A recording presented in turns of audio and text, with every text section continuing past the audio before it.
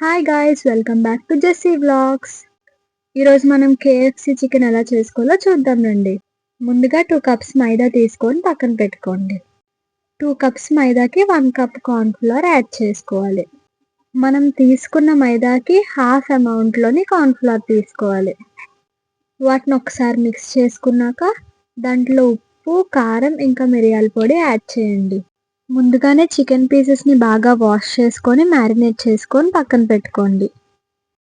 ఇప్పుడు మ్యారినేట్ చేసుకొని పక్కన పెట్టుకున్న చికెన్ పీసెస్కి మనం ముందు కలిపిన పిండిని బాగా పట్టించండి.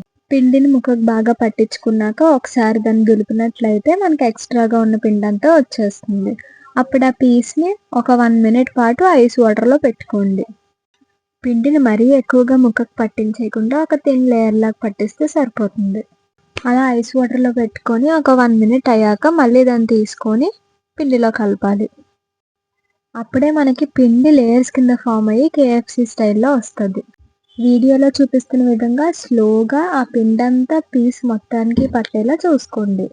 పిండిని ముక్కకు పట్టించుకుంటున్నప్పుడు దాన్ని మధ్య మధ్యలో దులుపుకొని మరలా పట్టించుకోండి.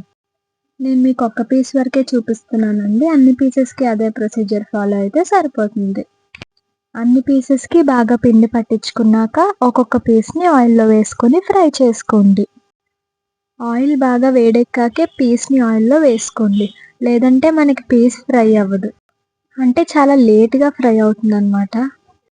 పీస్ని గరిటతో కలుపుకుంటూ ఉండండి మధ్య మధ్యలో. అది బాగా ఫ్రై అయ్యి చూపిస్తున్న విధంగా మంచి కలర్ వచ్చాక తీసి పక్కన పెట్టుకోండి. అంతేనండి. ఇప్పుడు నేను చెప్పిన స్టెప్స్ మీరు ఫాలో అయితే కనుక మంచిగా టేస్టీగా మీకు కేఎఫ్సి చికెన్ రెడీ అయిపోతుంది. మీరు కూడా ట్రై చేసి ఎలా వచ్చిందో కామెంట్ చేయండి. ఫైనల్ లుక్ చూసేద్దాం రండి. ఇదేనండి ఫైనల్ లుక్. టేస్ట్ అయితే మాత్రం చాలా బాగుంది. బాయ్ బాయ్, నెక్స్ట్ వీడియోలో కలుసుకుందాం.